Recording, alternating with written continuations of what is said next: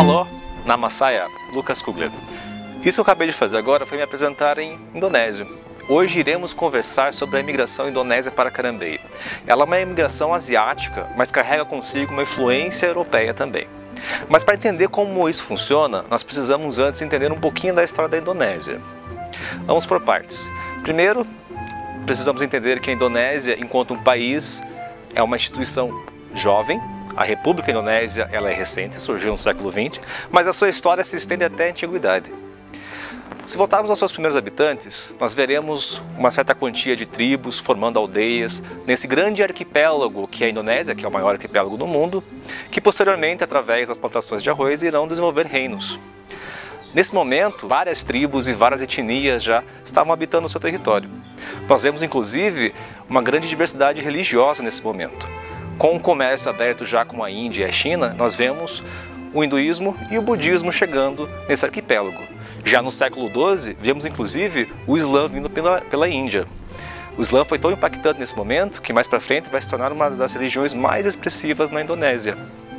Mas para entendermos melhor esse quadro dos imigrantes que vieram para cá, precisamos conversar sobre a Indonésia e sua relação com a Europa. E para isso precisamos conversar um pouquinho sobre as grandes navegações. As grandes navegações foram um momento na história da humanidade onde diversos países europeus exploraram novas rotas marítimas para se conectar com a Ásia e o Oriente, para potencializar o comércio das especiarias. É nesse contexto que nós temos o primeiro contato dos europeus com a Indonésia, inicialmente com os portugueses e posteriormente com os holandeses.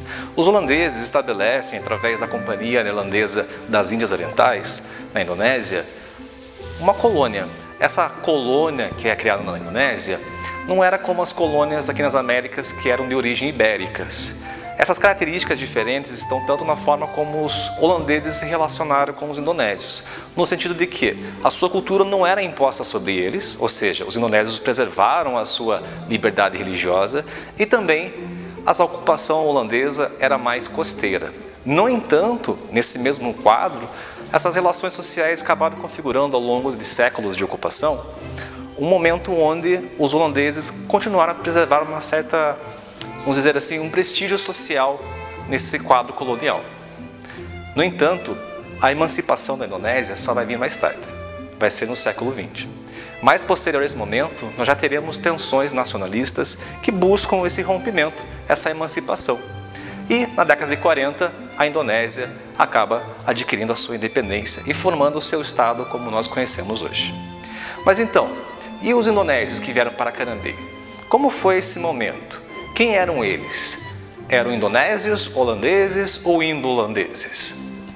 Como eu havia falado, o perfil desse imigrante é um pouco misto.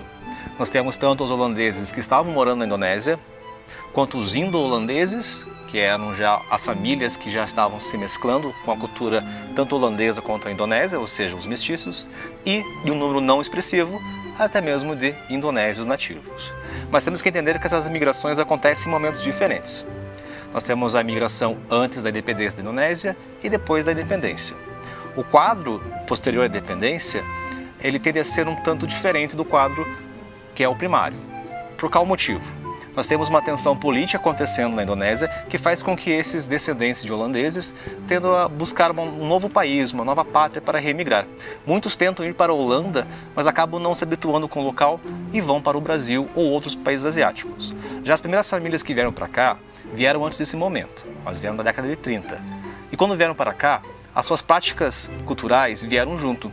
Inclusive, os seus ofícios incluíram a tentativa até mesmo de plantar arroz aqui. Inicialmente trabalharam com a plantação de acácias e nogueiras.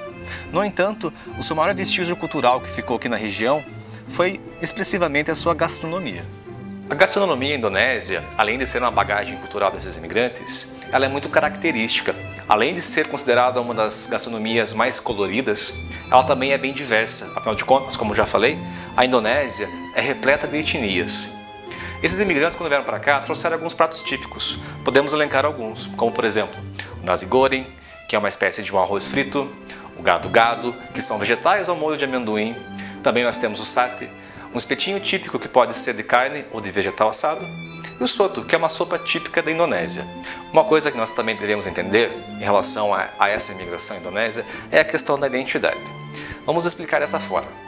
Nós nos sentimos partes de um grupo quando nós reconhecemos nossas semelhanças em um grupo de pessoas.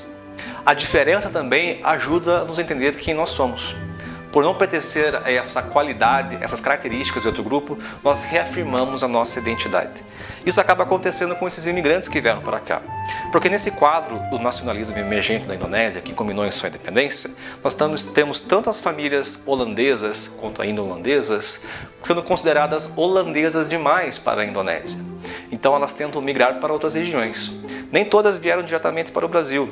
Algumas delas tentaram a sorte na Holanda, mas acabaram se sentindo simplesmente indonésios demais para a Holanda. E quando eles vêm para cá e se estabelecem na colônia, acabam novamente sentindo essa sensação de estranheza. Apesar de ser uma colônia tipicamente holandesa em seu início, esses imigrantes ainda acabavam se sentindo indonésios perante os próprios holandeses e seus descendentes que já estavam aqui.